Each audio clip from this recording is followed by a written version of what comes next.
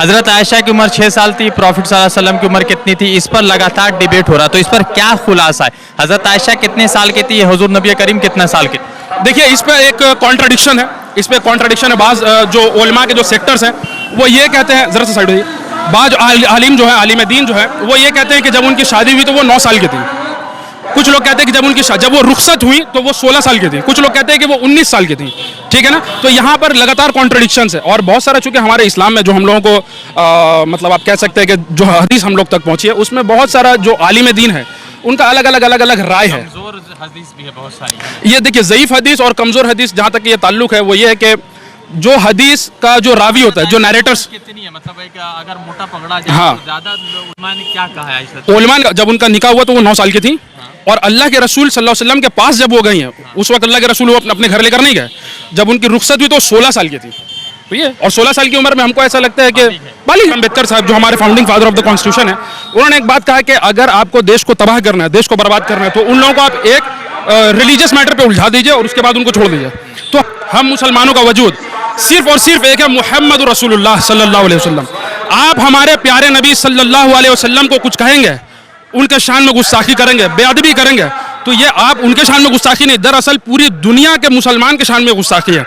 और कोई भी इंसान, आप बताइए, बात कह दिया कि मोहम्मद सल्लल्लाहु अलैहि वसल्लम से बेहतर ना कोई दुनिया में कॉन्स्टिट्यूशन दे सकेगा। आप एक तो मैं क्योंकि एक रेप जब होता है, जब हम लोग जना करते हैं किसी के साथ, तो एक लड़की के साथ रेप नहीं होता, उसके पूरे जनरेशन के साथ रेप हो जाता है। Am I clear or not भाई? अल्लाह के रसूल सल्लल्लाहु अलैहि वसल्लम के शान में हमारा दीन, हमारा दुनिया, हमारा आखिरत, हमारा कब्र, हशर, हर चीज हमारा मोहम्मद है सल्लल्लाहु अलैहि वसल्लम। द इंडियन खबर, सच आपके सामने। जी, मोहम्मद नवाजिश हुसैन कामरान। नवाजिश, क्या लग रहा है पूरा देश भर में जो ये गंदी राजनीति का हिस्सा बन रहे हैं, नफरत रोज बढ़ता जा रहा है, मुसलमान को दाढ़ी पकड़ के, टोपी पकड़ के, कुर्ता पकड़ के मारा जा रहा है, पीटा जा रहा है, कल तक आपको मारा जा रहा था, अब जो है प्रॉफिट के खिलाफ चल रहा है पूरा नफरत का माहौल। तो मुसलमान किस तरह से इन चीज़ों को देख?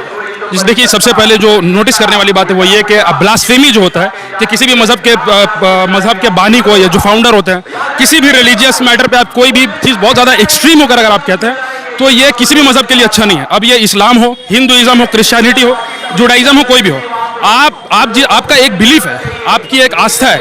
आपको पता है कि इंसान के लिए, इस तरह से बी आर अम्बेडकर साहब, जो हमारे founding father of the constitution है, उन्होंने एक बात कहा कि अगर आपको देश को तबाह करना है, देश को बर्बाद करना है, तो उन लोगों को आप एक रिलीजियस मैटर पे उलझा दीजिए और उसके बाद उनको छोड़ दीजिए। तो हमारा जो हाल है, मतलब हम लोगों को इंडियन कॉन्स्टिट्यूशन में हम लोग पढ़ा वी आर वन, तो ये जो वननेस है ना, कॉन्स्टिट्यूशन से वननेस को खत्म कर दी जा रही है। ठीक है? हम लोगों को डिवाइड किया जा रहा है इक्वली, हम लोगों को समझ में नहीं आ रहा है।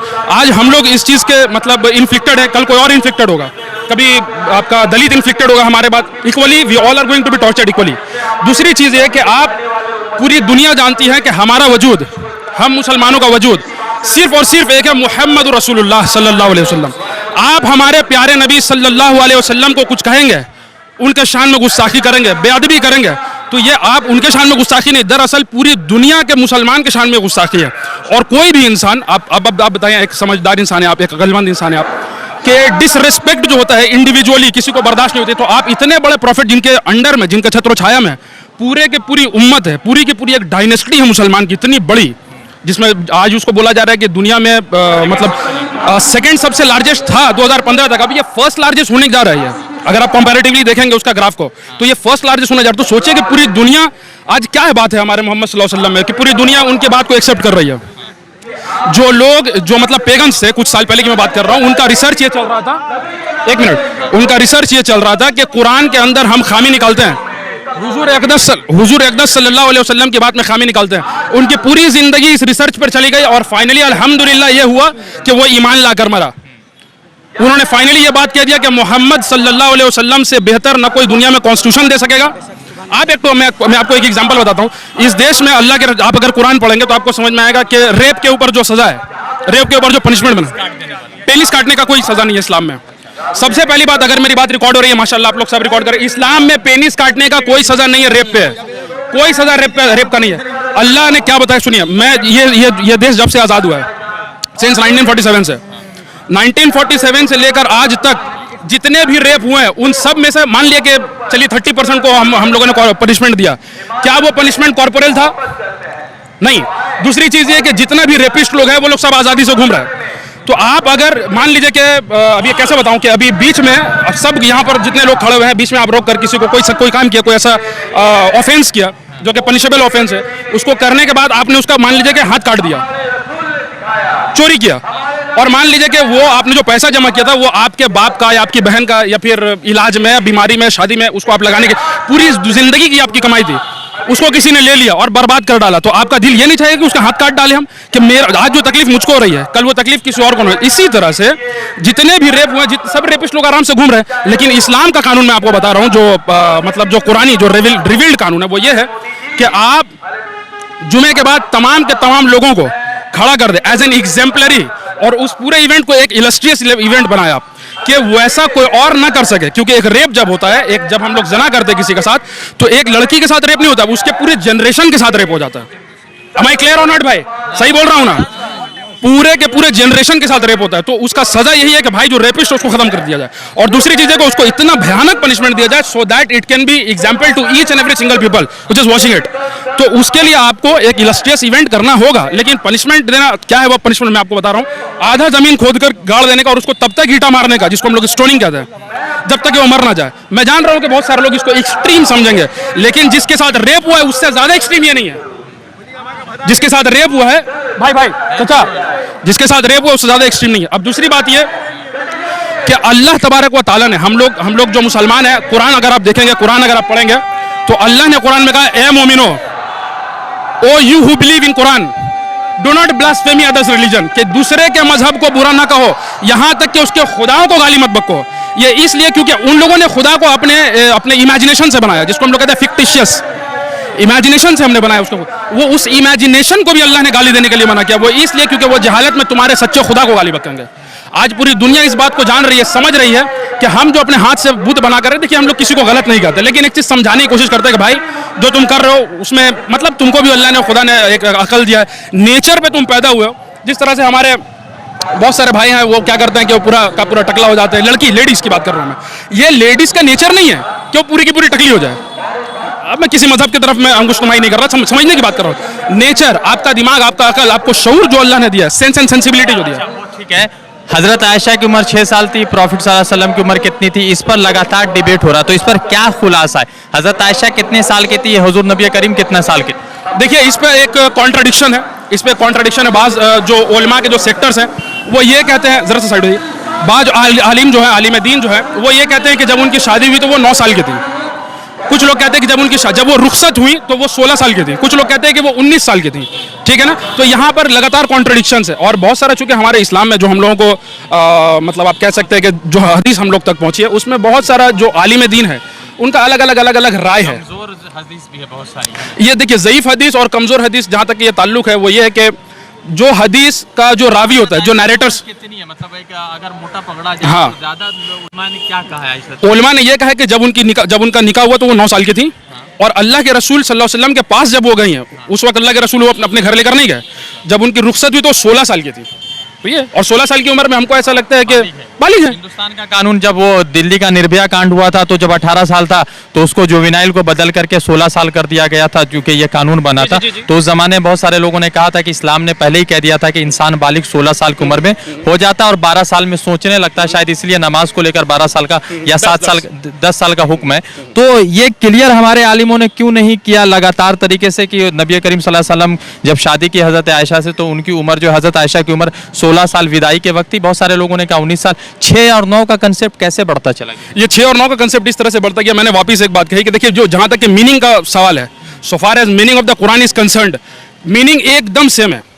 लेकिन मैं एक बात बता रहा हूं आपको, हम लोग यहाँ पर जितने लोग खड़े हैं, हम सब का मुख्तलिफ राय है, हम सब का एक पर्सपेक्टिव है जो एक दूसरे से डिफर करता है। तो जब कोई शख्स मतलब क्या कहूँ उसको, अब उसका जो मीनिंग लिखने के लिए बैठता है, तफसीर जिसको हम लोग कहते हैं, यानी कि इन डिटेल मीनिंग जब लिखने के लिए बैठता है, तो हर इंसान कोशिश करता है कि एक कदम बढ़कर, एक कदम नीचे होकर हम लोग अपना राय दे। तो मुझको ऐसा लगता है कि डिफरेंट ओपिनियन की वजह से कॉन्ट्रडिक्शन क्रिएट हुआ है। तो इससे तो कहीं ना कहीं मुसलमानों की बदनामी हो रही है। नहीं, ये आपके सोच के ऊपर है कि आप जबरदस्ती आप एक चीज को सोच रहे कि नहीं 6 साल, अरे 9 साल भी तो हम लोगों ने कहा ना, 9 से 16 साल में रुखसती भी तो हम लोगों ने कहा ना, आप 6 साल पे क्यों टिक गए? ठीक है, आप बात ये है कि आपका सोच कहां जा रहा है। आप ये देख रहे हैं कि हमको कुछ भी ऐसा पॉइंट चाहिए so that we can blame Muslims. ठीक है ना।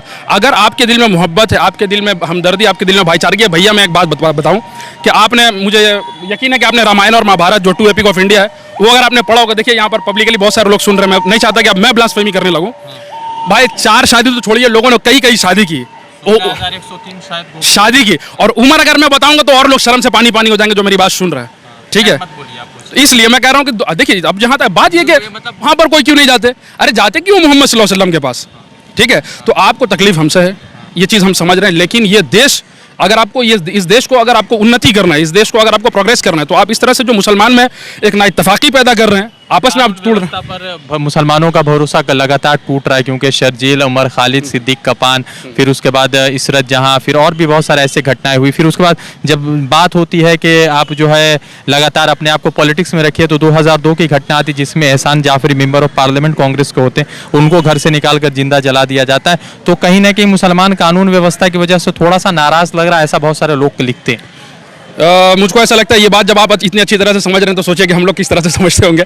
तो सबसे बड़ी हकीकत यही है कि गैर अब समझने लगे हैं, गैर अब समझने लगे हैं कि बायसनेस यहाँ पर हो रहा है, डबल स्टैंडर्डनेस यहाँ पर चल रहा है, मल्टीफेस्टेड यहाँ पर चल रहा है। इसको किसी और निगाह से देखी जा रही है, इसको किसी और निगाह से देखी जा रही है। कानून इस तरह से नहीं चलता। आप लोग क्या जो बार बार बीजेपी कहती है कि आप जो है मुसलमान होने का सबूत दीजिए, हिंदुस्तानी होने का सबूत दीजिए, तो कुछ सबूत भी तो बना के रखे होंगे। नहीं ऐसी कोई बात नहीं है। जहाँ तक कि सबूत की बात है भाई, हम लोग आप देखेंगे कि कोई भी शख्स का इंडियन होना, उसका 4 आप जब इंडियन कॉन्स्टिट्यूशन आप पढ़ेंगे, जिस सिटीजनशिप, बात ये है कि अब देखिए वो हुकूमत पे है, इख्तदार पे, वो कुछ भी मांग लेगा तो हम लोगों को तो ज़बरदस्ती देना ही होगा। अरे हम लोग भी नहीं चाहते देना, पूरी दुनिया जानती है कि हम लोग इंडियंस हैं। अरे हम लोग को रेफ्यूजी थोड़ी है भाई। मगर वो तो कह रहे हैं ना कि सऊदी अरब के बाद बयानबाजी के बाद गवर्नमेंट ने 6 साल का सस्पेंशन किया, और उसके बाद मुसलमानों ने कहा कि हिंदुस्तान के मुसलमानों ने कि 57 मुस्लिम ममालिक हमारे साथ है, इसलिए अब हम प्रदर्शन जमकर करेंगे। अच्छा एक बात बताइए आपके, इससे पहले जो मुसलमान पे जो जुल्म, जी आप अभी बोले कि हिंदुस्तान के मुसलमान, मोदी खुद बोल रहा है और फिर सबूत मांग रहा है। नहीं, हिंदुस्तान के मुसलमान मोदी नहीं बोल रहा। मुसलमानों को लेकर ये कहा गया, कुछ भाजपा के लोगों ने कहा कि कल तक मुसलमान 10 दिनों तक 26 को ये घटना होती खामोश था, मगर जैसे 7-8 के बाद Saudi Arabia, Qatar, Kuwait, Lebanon, जितने भी मुस्लिम ममालिक हैं उन्होंने आवाज़ उठाया, तब हिंदुस्तान के जो मुसलमान हैं वो ये सोच रहे हैं कि चलो अब आवाज़ उठानी चाहिए, क्योंकि हमारे पीछे 57 मुल्कों का सपोर्ट हासिल। मैं बोलना चाहूँगा इस पर, अब मैं बोलना चाहूँगा इस पर। देखिए बहुत हकीकत सी बात है, मैं यहाँ पर घुमा फिरा कर गोल राउंड अबाउट नहीं जाने वाला। बिल्कुल भाई, ये हमारे मुसलमान जितने भी हमारे मुस्लिम ममालिक हैं, हमारे सब भाई हैं। हम लोग भी इंडियंस को अपना भाई समझते थे, लेकिन बायसनेस इन्होंने किया। आप बायसनेस करेंगे तो भैया वहाँ जो बैठे वो खामोश नहीं रहेंगे, ठीक है। लिंचिंग पर वो लोग क्यों नहीं बोलते? लिंचिंग पर देखिए कुछ ख्याल है उनका मुख्तलिफ है, कुछ ख्याल हमारा मुख्तलिफ है, कुछ पॉइंट्स उनसे हमसे मैच नहीं करता, कुछ पॉइंट्स हमारा उनसे मैच नहीं करता। लेकिन जब पॉइंट सिर्फ मोहम्मद सल्लल्लाहु अलैहि वसल्लम पर आएगी, पूरी दुनिया का मुसलमान, पूरी जमीन का मुसलमान एक मुसलमान है, कोई फिरका नहीं, ना सुन्नी ना शिया। दूसरी चीज़ मैं एक और बात बताता चलो यहाँ पर, अल्हम्दुलिल्लाह हम लोग सब मुसलमान हैं, आप सुन रहे हैं, मुझे यकीन है कि बहुत सारे लोग भी सुनेंगे इस चीज़ को। एक चीज़ दिमाग पर रखें कि ये जो सुन्नी, शिया, अहले हदीस, वहाबी, ये जो है इस्लाम का इससे कोई ताल्लुक नहीं है। अल्लाह ने कहा कि देखो, वो आयत मुझको याद नहीं आ रही है, वो हबलिल वरीद और क्या तो था उस आयत में, हमको याद नहीं आ रहा, लेकिन बहर अल्लाह ने जो कुरान में कहा है कि तुम लोग एक हो सिर्फ, और हमने तुम्हारा नाम रखा है सिर्फ मुसलमान। तो ना हम सुन्नी है, ना शिया है, ना वहाबी है, ना देवबंदी है, ना अहले हदीस है, हम सिर्फ और सिर्फ मुसलमान हैं। और अल्लाह ने एक जगह कुरान में और कहा कि अगर तुम ये सुन्नी, शिया, वहाबी में बटोगे, अगर अपने आप को डिवाइड करोगे, तो याद रखो ये फैसला किसका है? ये अल्लाह का है। ये कानून किसका है? ये अल्लाह का। अल्लाह ने कहा कि तुमको उखाड़ कर फेंक दिया जाएगा, कुछ नहीं कर सकोगे तुम। We are Muslim, we are one. Are you getting my points? हम लोग सिर्फ और सिर्फ मुस्लिम हैं। प्रदर्शन कब तक चलेगा? ये प्रदर्शन जब तक चलेगा जब तक कि उसके खिलाफ एक स्ट्रिक्ट एक्शन नहीं लिया जाएगा। क्या होना चाहिए? हम लोग एक मिनट बोलने दीजिए। देखिए इस देश में कॉर्पोरल पनिशमेंट भी है, कॉर्पोरल पनिशमेंट भी है। ब्लास्फेमी एक ऐसी चीज़ है, ब्लास्फेमी एक ऐसी चीज़ है जो इंसान को डिप्रेस कर डालता है। अच्छा, एक इंसान को अगर मैं डिप्रेस कर रहा हूँ, अच्छा मान लीजिए कि वो प्रोवोक्ड होकर मर गया, प्रोवोक होकर वो मर गया, मर्डर के चार्जेस भी लगेंगे, तो मर्डर के चार्जेस मुझ पे लगेंगे। अब बताइए कि कितने मुसलमान हैं जिनका पूरा का पूरा जो आस्था है वो मोहम्मद सल्लल्लाहु अलैहि वसल्लम से जुड़ा है, सभी मुसलमानों का, तमाम के तमाम मुसलमान का। और अगर आप हमारे नबी सल्लल्लाहु अलैहि वसल्लम को आप कहेंगे तो इसका मतलब यह है कि हम सब टूट गए।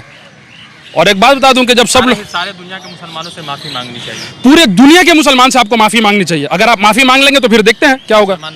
माफ कर दे। बेशक अल्लाह के रसूल सल्लल्लाहु अलैहि वसल्लम ने कहा कि अगर तुम माफ कर देते हो तो कल क़यामत के दिन अल्लाह तुम्हारे गुनाह को माफ कर देगा। हम लोग माफ करने में बिलीव करते हैं ना भैया।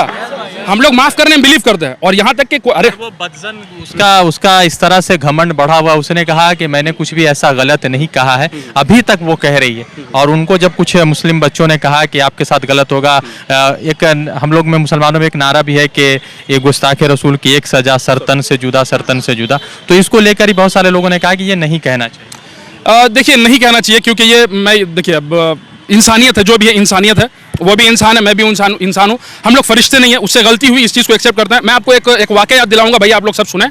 अल्लाह के रसूल सल्लल्लाहु अलैहि वसल्लम के वक्त में एक गुनहगार था, वो काफिर था। वो अल्लाह के रसूल सल्लल्लाहु अलैहि वसल्लम उस वक्त थे, मौजूद थे। उन्होंने मेरे नबी सल्लल्लाहु अलैहि वसल्लम को गाली बक दी, उन्होंने मेरे नबी सल्लल्लाहु अलैहि वसल्लम को गाली बक दी। तो अल्लाह के रसूल सल्लल्लाहु अलैहि वसल्लम सहाबी को बोले कि इसकी ज़बान काट डालो। तो हज़रत अली रज़ी अल्लाह ताला ने उसको पकड़ कर ले गए, और तो सब लोग ऐसे भीड़ लगाकर सब पीछे से कि भाई इसकी ज़बान कटेगी, गुस्ताखे रसूल है, ये वो है।